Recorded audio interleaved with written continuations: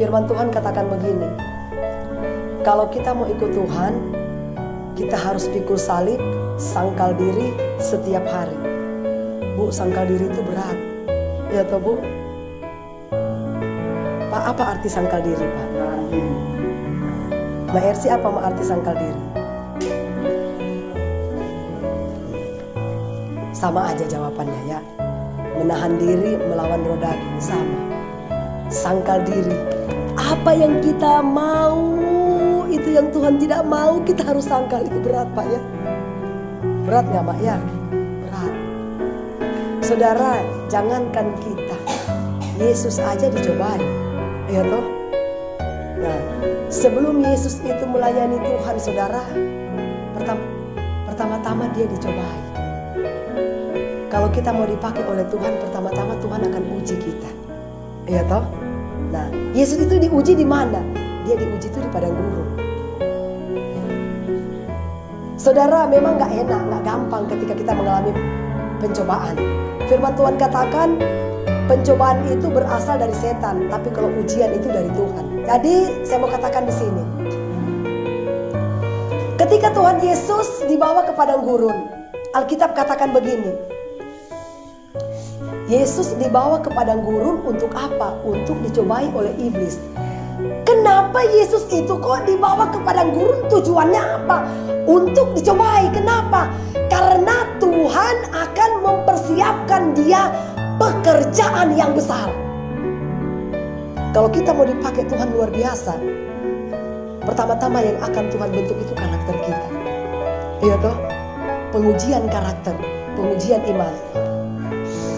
Kalau kita mau cari urapan dari Tuhan, urapan itu dilihat dari pekerjaan kita.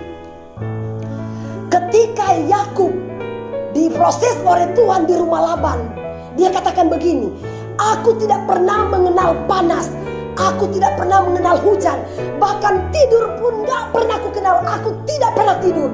Aku bekerja menjaga binatangnya Laban, saya tidak pernah dikasih gaji, tetapi aku mengerjakan itu karena aku melihat Tuhan.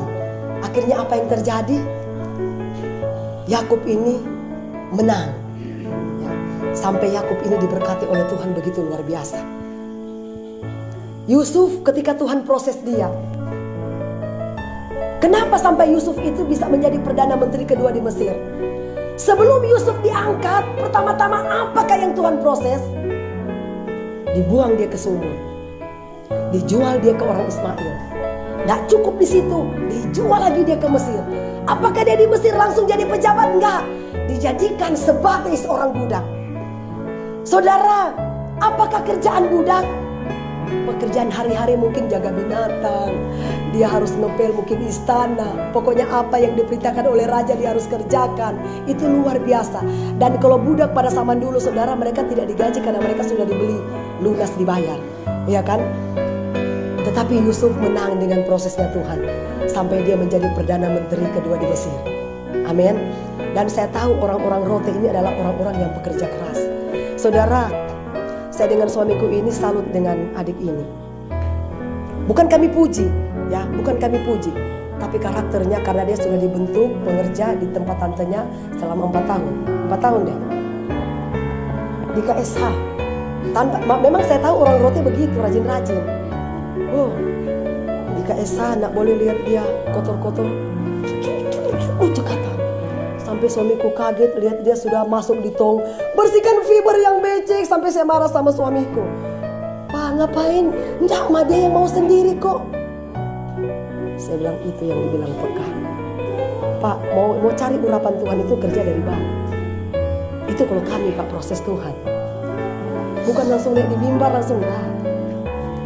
Makanya beda penyampaian firman Tuhan yang ada urapan dan tidak. Amin. Itu ku bilang ku nasihatin.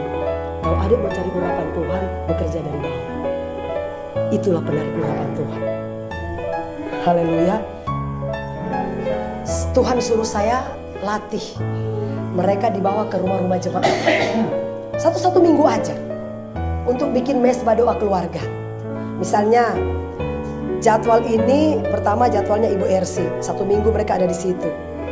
Habis di Ibu Ersi, ke Pak Martin, contoh. 1 minggu dia di Pak Martin. Habis di Pak Martin, ke mungkin Ibu Sarlin, ke Ibu Loisa.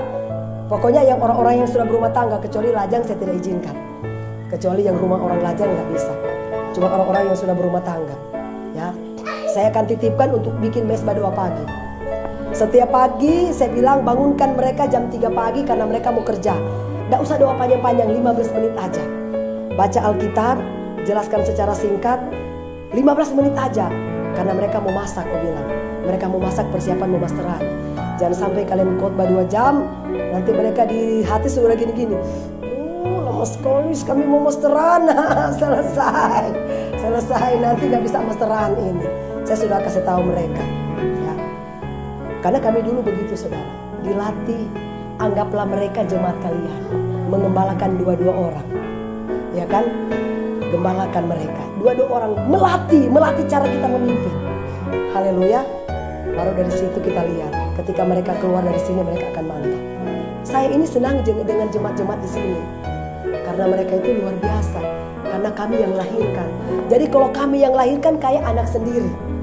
Kalau mau kasih tinggal berat ya minta ampun, karena apa? Karena sudah anak sendiri. Ya. Nah seperti itu. Saudara, seperti yang saya bilang Tuhan Yesus, sebelum dia dipakai, dia diproses dulu di padang gurun. Kata Alkitab berapa lama? 40 hari. Yesus mungkin diproses pertama lewat makanan. Kemudian diproses lewat godaan. Kemudian dia diproses lewat harta. Ya toh? Makanan. Jika engkau anak Allah, kamu kan sudah lapar. Ini ada batu, rubah aja di batu jadi roti biar kau bisa kenyang. Yesus bilang ada tertulis, manusia hidup bukan dari roti, tapi dari setiap firman yang keluar dari perkataan Allah. Tiba-tiba pergi digoda. Yesus, lihat. Semua kerajaan ini aku punya. Kalau engkau sujud menyembah kepadaku, aku akan berikan ini kepadamu. Yesus bilang begini, ada tertulis, kamu harus sujud menyembah Tuhan alam. Itu mungkin yang terakhir.